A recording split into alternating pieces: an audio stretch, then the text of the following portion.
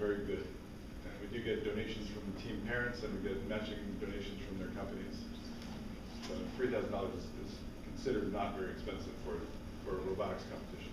So if you have perspective, FRC is around $10,000. No, FRC is about $30,000. Okay, $30,000. Something else, yeah. $10,000 just to enter the competition. Yeah. I know because I ran an FRC team one year. It's $30,000. Yeah. The wheels run on obstacles? They do. So this year's robot, if you saw the bump in the video, the Mythbusters video, that's actually on the field, and this robot has to be able to drive over it. This guy didn't actually have to drive over anything, and last year the sacks that were in that video that the robots had to drive over, the green ones, those were in last year's game. We had to drive over those. Yeah. How high can that one go?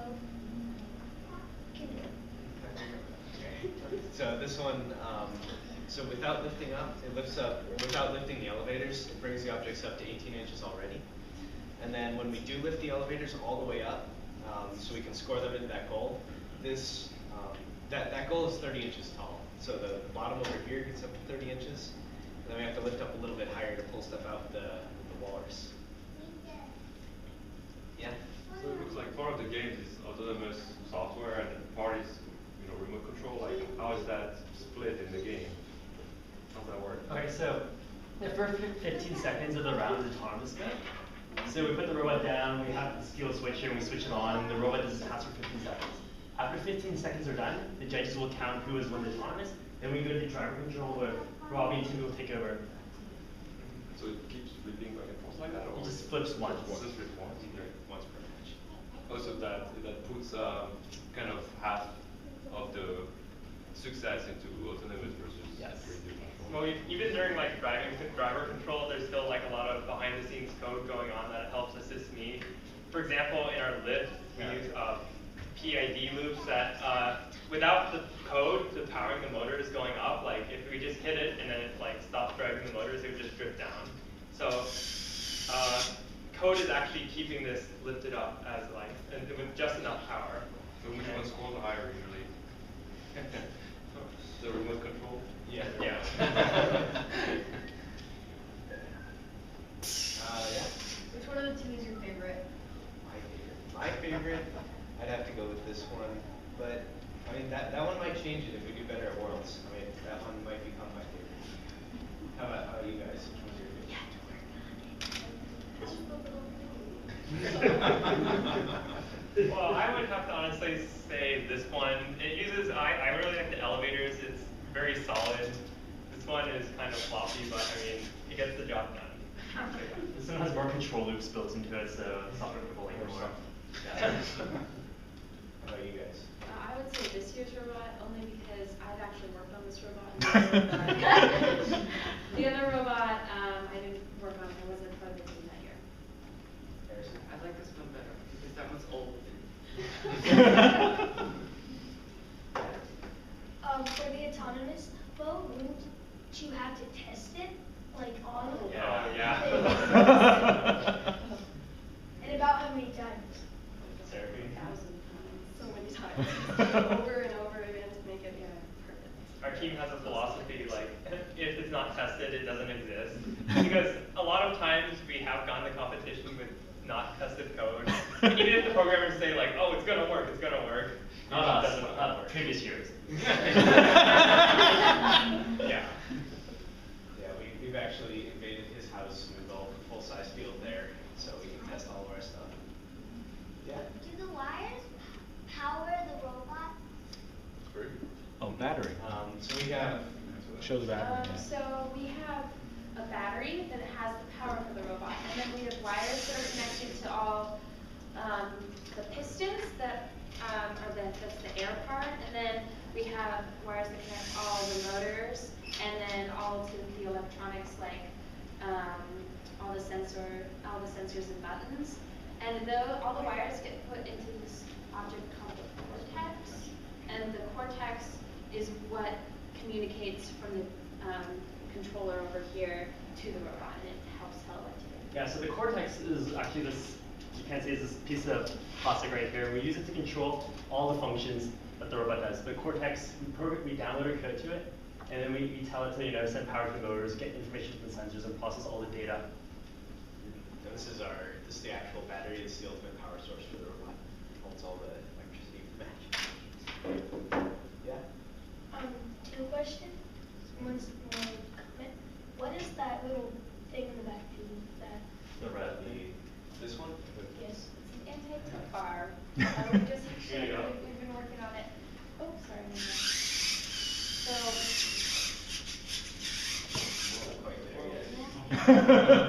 So what happens during some of our competitions is we'll be up like this, and what happens is sometimes another robot will run into us and we'll fall backwards.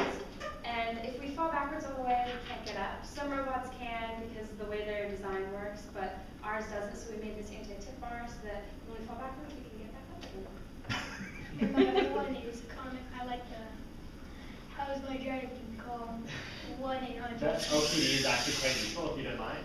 So this is it's on like number one debugging tool she saw. That's one of our main debugging tools. So if we just go sideways on LCD, we have a variety of different outputs. Some of them are like what values are going for the encoders, which are telling us how much the wheels are turning, how much powers are going to certain subsystems. And what's also really great is that sometimes in our control logic, it gets really complex and really long. We don't realize again where we are in our code. For example, our lift has like lots of code, so we have to try to output like where we are in our logic to find out how we can debug better and how we can fix where our code breaks and all that fun stuff. Yeah. What's the programming language you use? So we use something called Robot C. It's a simplified version of C. We can't import like math and other libraries, which is unfortunate, but it's okay. And what's the What communication? is the red thing near the green wheels do? Wait, this or this? That one. So these are potentiometers, or a type of sensor that measure you measure how many degrees something has turned, and we use that to find out actually how far our lift has gone up. So there's a direct correlation between how much these have turned and how high our lift is. No, sorry, did I cut you off there? You have another question? What's the communication you use? The communication, I think it's Wi-Fi. With these little keys here. Is it? I think it's Wi-Fi. Okay. Yeah. It's a Wi-Fi connection. We just have one of these keys here and one in the robot itself. Yeah. Why do you need like sand or sugar or whatever that is in the air? Oh, that's sand. That's just the way the official game object is. It's supposed to be in the little packet, but kind of bursting it open for rigorous testing. It helps keep the balls from completely rolling around everywhere. It just adds a bit of weight, because if it didn't have it, this year a lot of robots throw the objects, so if they throw it and there wasn't something heavy in it, then it would just bounce around and just bounce off the field. So they have to have something heavy so that once it lands, it won't drop. Yeah. Why did you choose the name 3129? 3129 is our team number. So when we signed up for the competition at the beginning, and when our team was first founded, they just gave us a number, and I like it. I think it's a good one. So the real challenge in this year's game is that there's this, on the field there's call it a bridge that's 12 inches high. So you have to design your robot to get under the bridge. If you want to score, you have to get under this bridge. So the entire robot has to fit under 12 inches, and that floppy thing goes back when it hits the bridge. But at the end of the game, there's a hanging bar. And if you want, you can design your robot to hang from a bar that's 40 inches high. So we have these two different design constraints of being very small and very tall at the same time, and be able to cross a bump that's 2 inches high. So we have lots of different design considerations that we had to worry about. How often do you guys meet? We meet generally like twice a week. We're meeting Tuesday nights for 2 hours, Saturdays for 5 hours, and they generally go overtime. We end up staying into the night. And then we have more competitions. Yeah? Could the robot take those things inside that thing out without you controlling it to take it out? I don't think so. Yeah. Not without the programming it. Yeah.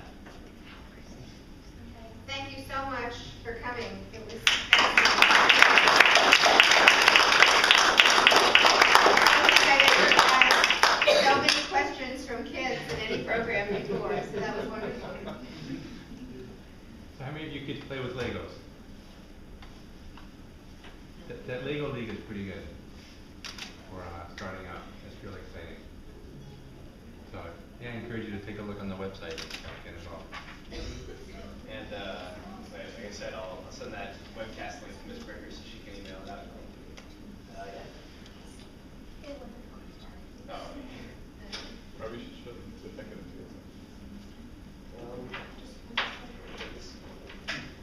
Here we have one last neat feature on this robot we can show you guys before we clean everything up. Good.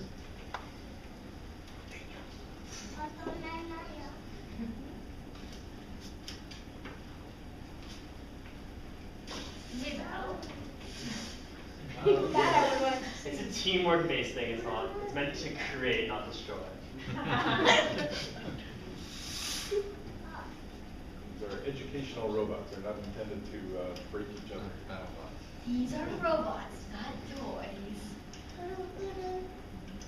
So they're. Just ask him. He's gonna. So they're pretty much like. This is pretty much another way you could use these is for like recycling or something.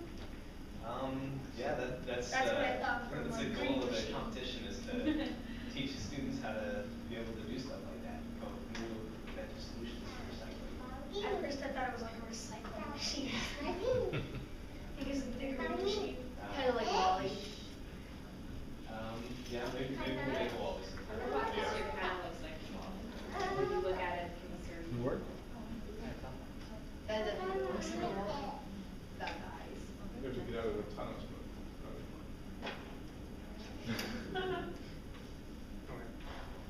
go. It's got it now. Okay, so you can see that we have the four wheels straight forward, and you know how your cars kind of look like that, they have the four wheels going forward. But this one can do something that your cars can't do. That's what's great thing. You don't have how the wheels are set up allows us to like go sideways. So the wheels let us go straight to the side. That's the wall is a super weapon. I don't think it was a good idea to write the walrus on it. Wait, it actually says that? Oh.